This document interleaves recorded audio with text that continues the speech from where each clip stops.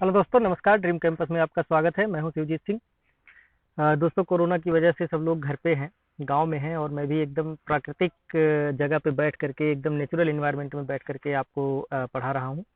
तो I hope कि आप एंजॉय करेंगे इस लेक्चर को। और आज इंटरनल सिक्योरिटी के इस लेक्चर सीरीज में आज हम अपना तीसरा टॉपिक पढ़ने जा रहे हैं, जो कि इंटरनल सिक्योरिटी को जो चैलेंजेस होते हैं किसके थ्रू, कम्युनिकेशन नेटवर्क के थ्रू, इसके बारे में आज हम लोग पढ़ेंगे। शुरू करने से पहले दोस्तों मैं बता दूं कि जो इस सारे टॉपिक्स का जो नोट्स है वो हमारे टेलीग्राम चैनल पे आपको मिल जाएगा, और टेलीग्राम चैनल का लिंक नीचे डिस्क्रिप्शन बॉक्स में दिया गया है। वहां से जाए आप जा करके इसको डाउनलोड कर सकते हैं और पढ़ सकते हैं आराम से। ठीक है दोस्तों, इस वाले टॉपिक से हर साल एक क्वेश्चन श्योर है पूछता है, और इस समय तो इसका इम्पोर्टेंस और भी बढ़ गया है। तो इसलिए थोड़ा ध्यान से अच्छे से इसको कंप्लीट कर लीजिए, ये आपके काम की चीज़ है। इस टॉपिक में हम सबसे पहले देखेंगे कि role of media, social networking sites जैसे व्हाट्सएप, फेसबुक, ये सब, ट्विटर और ये सब चीज़ों का क्या रोल होता है इंटरनल सिक्योरिटी में। बखूबी आप लोग जानते हैं, बस उसको थोड़ा सा चैनलाइज करके आपके सामने दे देना है, ताकि आप लोगों को आंसर लिखने में आसानी हो जाए। ठीक है, उसके बाद जो सोशल मीडिया है या जो मीडिया है उसको उसको मैनेज करने में क्या क्या चैलेंजेस फेस करने पड़ते हैं गवर्नमेंट को भी और लोगों को भी, उसके बारे में हम देखेंगे कि ऐसे ऐसे कौन कौन से चैलेंजेस हमारे सामने आते हैं। और उसके साथ साथ ये भी देखेंगे कि हम उसको कैसे रोक सकते हैं, कौन कौन से स्टेप्स हम ले सकते हैं। ठीक है, लेकिन दोस्तों उसके पहले एक चीज़ मैं यहाँ पे डिस्कस करना चाहूँगा कि जो इंफॉर्मेशन वार इस समय बहुत ज़्यादा ये लाइमलाइट में है और कभी भी पूछा जा सकता है, हालांकि अभी तक नहीं आया है। यूपीपीसीएस का मेंस देने वाले खासकर इस चीज़ को ध्यान में रखें, और यूपीएससी में भी बहुत ज़्यादा चांस है कि यहाँ से पूछा जाएगा क्वेश्चन। ठीक है, थोड़ा बहुत डिस्ट्रक्शन हो सकता है क्योंकि मैं एकदम गांव में बैठ के पढ़ा रहा हूँ। ठीक है, जंगल में बैठा हुआ हूँ। तो देखिए, सबसे पहले तो हम ये समझ लेते हैं कि कम्युनिकेशन नेटवर्क्स क्या होते हैं। ओके, जो डेफिनेशन है इसको आप अच्छे से पढ़ लीजिएगा, आराम से पढ़ लीजिएगा डाउनलोड करके। सिंपल भाषा में मैं आपको बता दूं कि कम्युनिकेशन नेटवर्क्स ऐसे सारी चीज़ें उसमें इन्वॉल्व होती हैं जो एक व्यक्ति से लेकर के दूसरे व्यक्ति तक मैसेज को फॉरवर्ड करने में यूज होती है।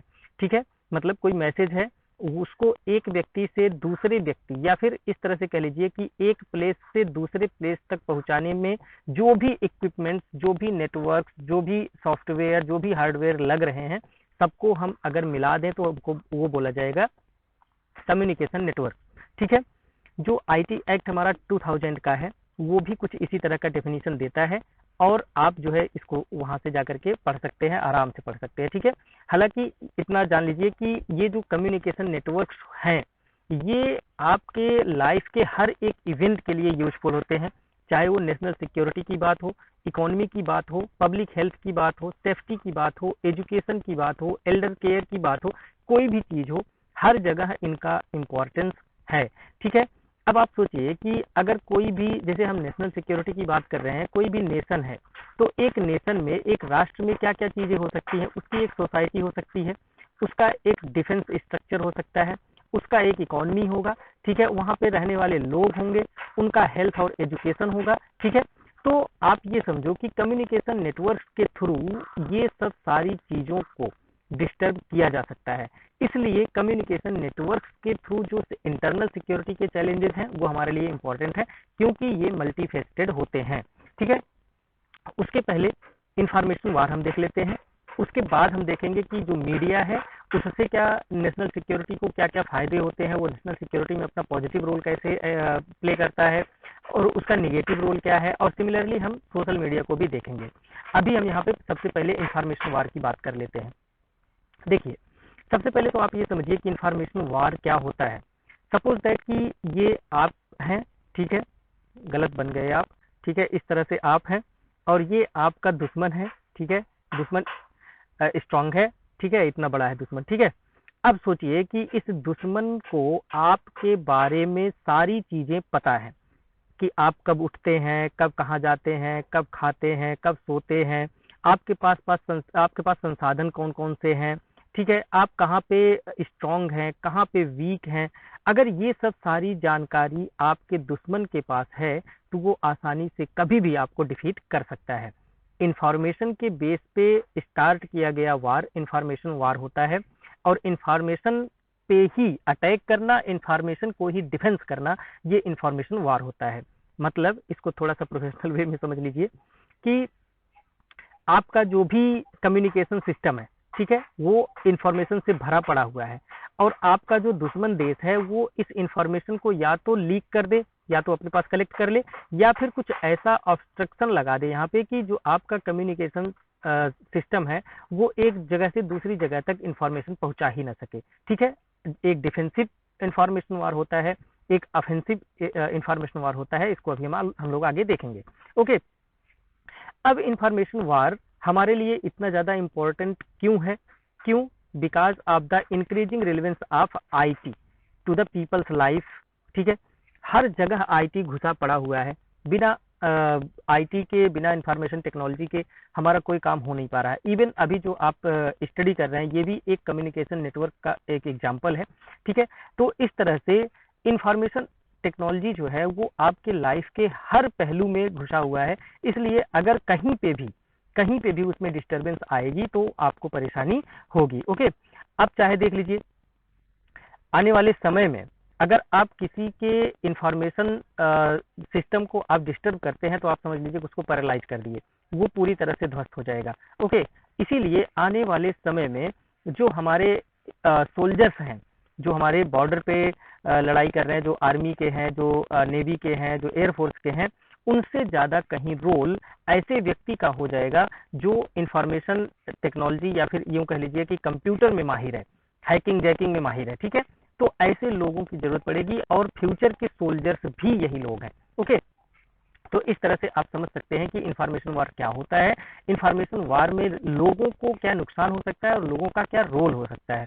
नुकसान ये हो सकता है कि उनकी सारी जो गतिविधियां हैं उसको रोकी जा सकती है, उनको पैरालाइज किया जा सकता है, और रोल ये है कि वो एक सोल्जर की भूमिका में सरकार को या फिर अपने देश की सुरक्षा कर सकते हैं। ओके, आगे बढ़ते हैं।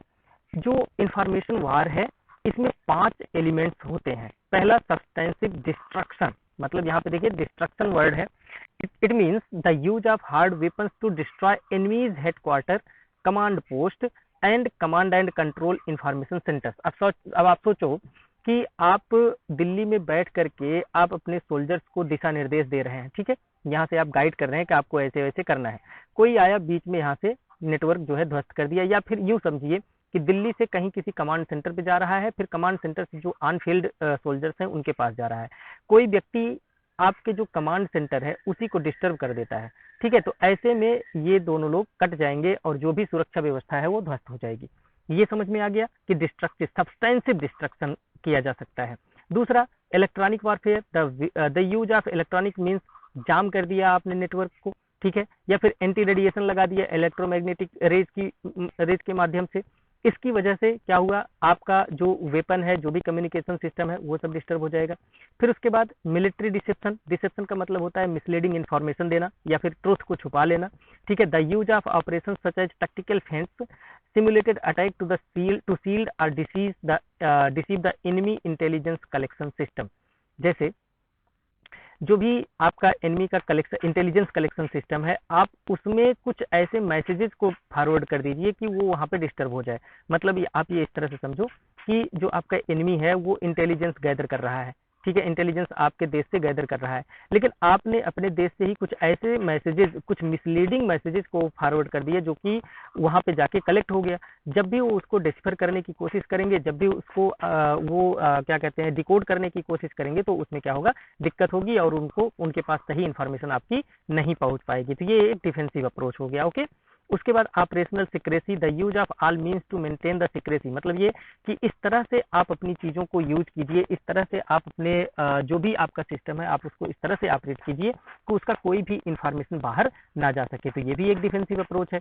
ओके, फिर उसके बाद psychological warfare, the use of TV, radio, leaflet to undermine the enemies military morale, मतलब ये कि आप कुछ ऐसे न्यूज, ऐसे प्रोपोगेंडा, ऐसे रूमर्स फैला दीजिए कि जो एनिमी है उसका मोरल पूरी तरह से डाउन हो जाए। ठीक है, और डाउन मोरल के साथ कोई भी योद्धा लड़ाई नहीं लड़ सकता, ये बात सच है। ओके, अब देखिए अगर हम इंफॉर्मेशन वार का जो एरियाज है, दो तरह के चीजें हो सकती हैं, या तो आपका डिफेंसिव अप्रोच हो सकता है या फिर ऑफेंसिव अप्रोच हो सकता है।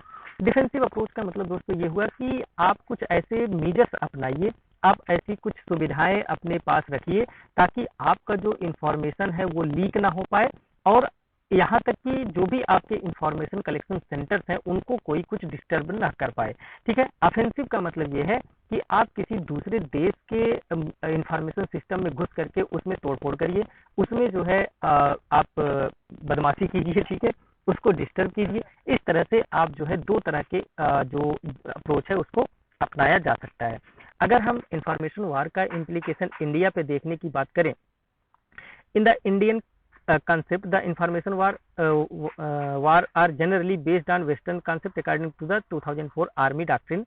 Information war encompasses the element of command and control warfare, intelligence-based warfare, electronic warfare, cyber warfare, psychological warfare, network centric warfare, military deception, ठीक है, secrecy as well as media support. तो simple सी बात यह है कि अगर इंडिया के ऊपर हम इम्प्लीकेशन की बात करें या फिर इंडिया के कंटेक्स्ट में हम इंफॉर्मेशन वार की बात करें, तो इंफॉर्मेशन वार से रिलेटेड जितने भी इसके पहलू हैं सारे के सारे इंडिया पे लागू होते हैं, और इसीलिए इंडिया को offensive as well as defensive दोनों तरह के अप्रोच के साथ आगे बढ़ना चाहिए। ठीक है, अगर हम देखें कि जो इंफॉर्मेशन वार है इसको इसके नेटवर्क को सिक्योर करना, या फिर यूं समझिए कि जो भी हमारा कम्युनिकेशन सिस्टम है अगर उस नेटवर्क को हम सिक्योर करना चाहते हैं तो कुछ कॉम्प्लिकेशंस आती हैं। क्यों वो कॉम्प्लिकेशंस इसलिए आती हैं कि पहला कि जितने भी हार्डवेयर, मतलब ज्यादातर हार्डवेयर और सॉफ्टवेयर जो हम यूज करते हैं वो क्या है, एक्सटर्नली सोर्स्ड है, मतलब हम बाहर से उसको खरीद के मंगवाते हैं, इसलिए थोड़ा सा कठिन होता है कि वहां से डाटा को लीक होने से बचाने में। कैसे, आप एक एग्जांपल देख सकते हैं कि एक हुवेई का जो नेटवर्क सिस्टम था उस पर यूएसए ने बैन लगाया। क्यों, क्योंकि जो भी चीजें उसमें सेव हो रही थी वो सीधा चाइना को ट्रांसफर हो रही थी। सिमिलरली इंडिया ने भी हुवेई के जो स्ट्रेटेजिक लोकेशन पे जो इनका इंस्टॉलेशन था उस पर रोक लगाया। क्यों, क्योंकि उसमें कुछ ऐसे सॉफ्टवेयर, कुछ ऐसे चिप्स लगे हुए थे जिसकी वजह से यहाँ के इंफॉर्मेशन को वो चाइना ट्रांसफर कर रहा था। ठीक है, तो पहला जो परेशानी हमारे सामने है वो यही है कि हमारे जो हार्डवेयर और सॉफ्टवेयर है वो ज्यादातर क्या है, एक्सटर्नली सोर्स्ड है, मतलब बाहर से खरीदे गए हैं। ओके, दूसरा जो प्रॉब्लम है, infrastructure is in hand of the private company. Government पे आप एक बार भरोसा कर सकते हैं कि गवर्नमेंट की चीजें हैं जो वो लीक नहीं होंगी, लेकिन प्राइवेट कंपनीज कभी कभी क्या करती हैं, वो अपने इंडिविजुअल बेनिफिट के लिए, अपने कॉमर्शियल बेनिफिट के लिए वो डाटा को लीक कर देते हैं। तो ये दो सबसे बड़ी परेशानियां हैं जो कि इंफॉर्मेशन वार में बहुत ज्यादा रोल अपना प्ले कर रही हैं, और जब तक हम इन दोनों चीजों को रोकेंगे नहीं तब तक जो है परेशानी हमारे सामने रहेगी। तो अगर हम इसको रोकना चाहते हैं तो हमको सबसे पहला काम तो ये करना पड़ेगा कि कोशिश ये करिए कि आत्मनिर्भर बनिए, किसमें, हार्डवेयर एंड सॉफ्टवेयर में। ठीक है, और दूसरा, प्राइवेट कंपनीज के साथ कुछ ऐसी आप लीगल एग्रीमेंट्स कर लीजिए, कुछ ऐसे डॉक्यूमेंट साइन करवाइए ताकि उन पे जो है कंट्रोल किया जा सके, ताकि वो जो है अपने स्तर से डाटा को लीक ना कर पाए। ओके, इसी के क्रम में दोस्तों, ministry of communication and information technology has also repeatedly urged the telecom companies to take note of vulnerabilities in their equipment and hold them. This would be held responsible and subject to penalties if the vulnerabilities are not addressed. ठीक है, देखिए दो चीजें हैं। एक तो government ये कह रही है कि आप जो भी इक्विपमेंट्स बनाइए, जो भी सॉफ्टवेयर बनाइए, आप ये ध्यान दीजिए कि उसमें कोई ऐसी सुभेद्यता ना हो, वल्नरेबिलिटी ना हो कि डाटा लीक हो सके। ठीक है, दूसरी बात ये कह रहा है कि अगर आप इन वल्नरेबिलिटीज को ध्यान में नहीं रख रहे हैं और आपकी गलती की वजह से डाटा लीक हो रहा है तो आपके ऊपर पेनाल्टी लगाई जाएगी और आपको जो है पनिशमेंट दिया जाएगा। और इसी क्रम में दोस्तों, हमारा जो सर टीम है, कंप्यूटर इमरजेंसी रिस्पांस टीम, ये हमेशा अपनी नजरें गड़ाए हुए है। ठीक है, तो ये कोशिश रहती है कि कहीं से भी अगर कोई इस तरह की परेशानी आ रही है, कोई डाटा लीक हो रहा है, कोई इंफॉर्मेशन लीक हो रही है, तो हम उसको जो है क्या कर लें, रोक लें। Okay, form to the response cyber attacks in civilian infrastructure, the concept is more defensive in nature. हमने पहले बताया कि दो तरह के अप्रोच हो सकते हैं, एक तो ऑफेंसिव, एक डिफेंसिव। तो गवर्नमेंट का, हमारे यहाँ जो गवर्नमेंट है उसका हमेशा प्रयास होता है कि वो अपने इंफॉर्मेशन को बचा के रखे, मतलब कि डिफेंसिव अप्रोच है, मतलब ये कि वो अपने इंफॉर्मेशन को लीक होने से बचाता है, ना कि दूसरे के इंफॉर्मेशन को लीक करके अपने पास गैदर करने की बात करता है। ठीक है, a proactive concept like that of net force may be more appropriate अगला सजेशन क्या है कि जिस तरह से हमारे पास आर्मी है, जिस तरह से हमारे पास नेवी है, एयरफोर्स है, उसी तरह से एक इंटरनेट फोर्स, नेट फोर्स भी हमारे यहाँ होना चाहिए, ताकि वो इंटरनेट पे होने वाली सारी गतिविधियों पे अपनी नज़र बनाए रखे और उसमें होने वाली किसी भी परेशानी को वो वहीं पे ही दूर कर दे, लीक होने से पहले ही। ठीक है। In number of other measures such as making local certification, ठीक है, एक ये भी एक बहुत बढ़िया आप ये कह सकते हैं एक तरीका हो सकता है कि लोकल सर्टिफिकेशन का कंसेप्ट लेके आए। have been announced, but there is a need for more integrated and strategic approach to ensuring the network, since they are so crucial to the economic, social, political well-being of the country। मतलब ये कि एक integrated manner में और एक साथ collaboration के साथ हम क्या करें, काम करें, और जितने भी इस तरह के प्राइवेट चाहे फर्म हो चाहे गवर्नमेंट फर्म हो, सबके साथ मिल करके इंफॉर्मेशन जो भी एक दूसरे के साथ शेयरिंग हो सके वहां को उसको शेयर करके हम इससे आगे बढ़े, और तभी जो है इस तरह की चीजों को हम रोक पाएंगे। मतलब ये कि जो कम्युनिकेशन नेटवर्क की सिक्योरिटी है वो एक व्यक्ति या एक ऑर्गेनाइजेशन के बस की बात नहीं है, इसमें सभी ऑर्गेनाइजेशंस को एक साथ मिलकर के आकर के काम करना पड़ेगा। ठीक है दोस्तों, तो आज हम लोग बस केवल इतना ही पढ़ेंगे इन्फॉर्मेशन वार। अगला जो हमारा लेक्चर होगा वो role of media and social networking sites का होगा। ठीक है, जो कि बहुत ही क्रूशियल है, आप उसको फॉलो करिएगा। आज के लिए बस इतना ही। अगर आपके पास कोई डाउट है, कोई क्वेश्चन है, या फिर आप कुछ सजेस्ट करना चाहते हैं तो आप कमेंट बॉक्स में हमको मैसेज कर सकते हैं। Thanks for watching.